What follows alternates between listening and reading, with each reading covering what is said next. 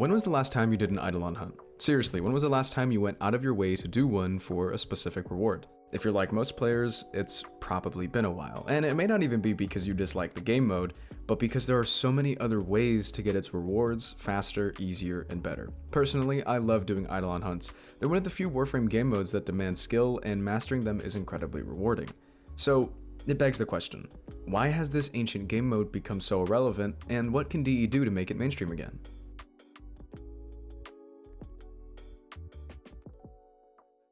On October 12, 2017, Eidolons were introduced into Warframe.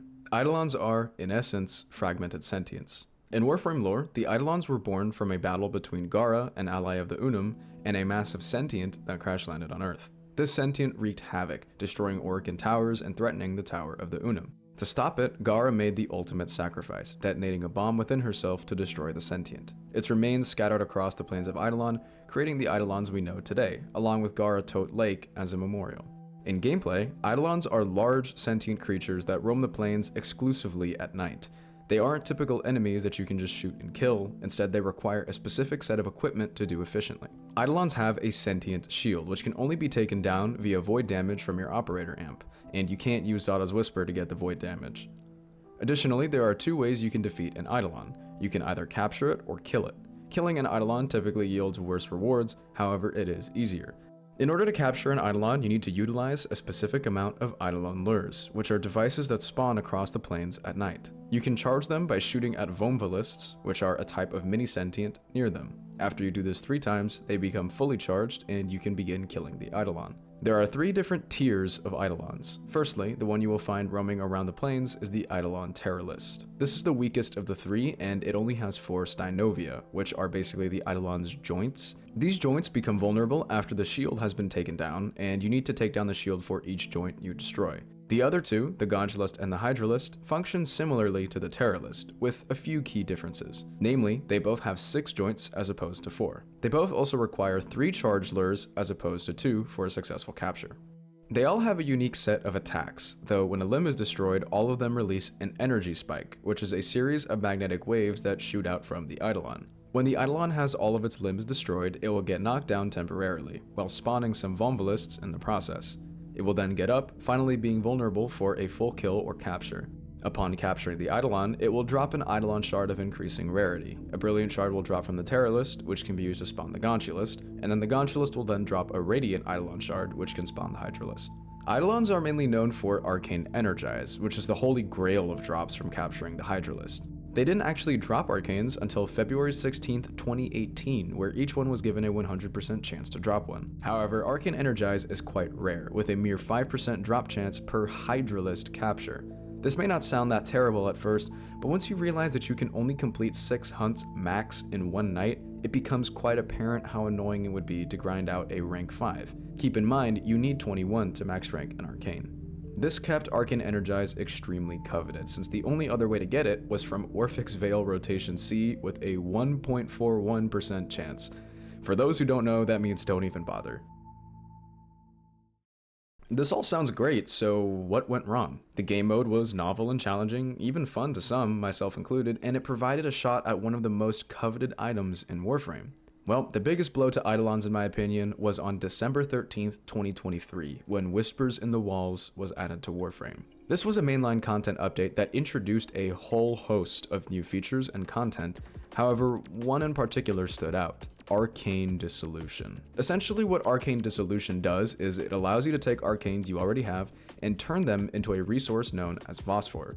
The amount of Phosphor you get scales with the rarity of the arcane. You can then utilize the Phosphor and some credits to get 3 random arcanes from a certain drop table. For example, if I have a bunch of Void Cascade arcanes, I can turn them into Phosphor, then spend that Phosphor on the Eidolon Arcane pack and get a chance at Arcane Energize. Something noteworthy is that with Eidolon hunts, you only have 1 shot at Arcane Energize per hunt, which is when you capture the Hydralist. However, every time you open an Arcane pack, you get 3 individual rolls for Arcane Energize. This is significantly faster and more efficient, since you can use literally any arcane from any location to get Phosphor. Additionally, arcane value doesn't really mean anything even if they're the same rarity. For example, Primary Deadhead only yields 8 Phosphor less than Arcane Avenger, despite Avenger being a much more valuable arcane. Just like that, the main incentive for Eidolon hunting has been trivialized to, oh, you have some garbage arcanes? Turn them into super valuable ones for basically just a few credits. Along with this, the new player experience for Eidolon hunting isn't great. New players will likely gravitate towards the bounties that Kanzu offers at night, as this will matchmake them with other players that can help them. Unfortunately, because of how technical doing Eidolons efficiently can be, it cultivated a rather toxic environment. People who were really diehard Eidolon hunters gatekept builds and ideas, and were unfriendly and unwelcoming to players who didn't know what to do. It also requires specific gear that most players don't have access to.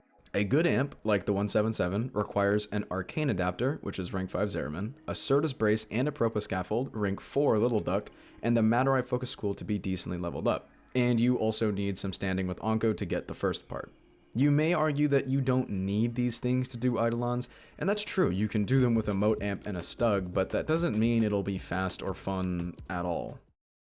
Plenty of community members have been very vocal about how DE can change hunting to make it more engaging and fun for everyone, whilst also keeping the environment non-toxic and welcoming. It's definitely not an easy fix, but there are some changes that would make Eidolon hunting much better overall. Let's start with the time of day requirement. I hate this part of Eidolon hunting, and it frustrates me so much. Despite all of its flaws, Eidolon hunting is still my favorite thing to do in Warframe, but I can't even do it when I want to do it. Not only that, but nights on Cetus are also shorter than the days, by a good amount. This game design creates a rush that makes more experienced players become frustrated with newer players if they aren't fast enough. The obvious solution is to just flat out remove the time gate and allow them to be done during the day. However, DE likely doesn't want to do that for lore reasons, something that hasn't stopped them in the past, so let's take to Reddit to see some community suggestions. Reddit user Jevring states that, quote, I think the day-night cycle is the biggest criminal here. If we could enter at any time, the rush mentality would likely disappear. It wouldn't fix everything, but it would fix a lot. Reddit user Bkuro replies by suggesting that, quote, just make a dropdown like we already have all over the star chart with invasions, with 2 instances with a constant state day-night. Alternatively, a few Reddit users came together to suggest that Onko could sell a beacon item for standing that changes the time of day in that instance of the plains. As for the barrier of new player entry, like I mentioned earlier, amps are the biggest hurdle. Fortunately, a new player can actually use the Void Rig to take out limbs and perform the capture kill with its 4th ability. That being said, the best amps require standing in a few different syndicates if you count the Amp Arcane Adapter. Standing barriers have been in the game for a while now, and while I personally dislike them, I doubt DE would do anything to change them. Despite that, the Amp Arcane Adapter should be purchasable with Platinum, similar to the Melee Arcane Adapter. I hate that this is the only adapter that requires standing, and even this small change would help new players out a lot.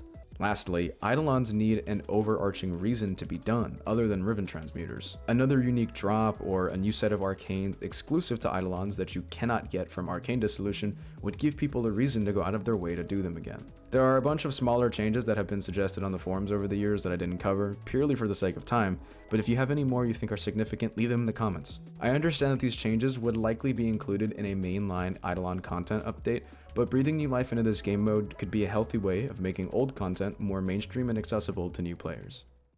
Thank you all so much for watching this video. I hope you enjoyed it. Like I said, I really enjoy Eidolon hunting. It's my favorite game mode by a long shot. It's actually something that recurringly gets me to want to play Warframe even when I don't feel like it, just because of how intricate and fun it is to me. I don't have a huge following yet, but if this video gets big enough, hopefully someone at DE is reminded of this game mode and potentially gets a newfound motivation to revive it. If you enjoyed, make sure to like and subscribe as it helps the channel out a lot, and I'll see you in the next one. Later.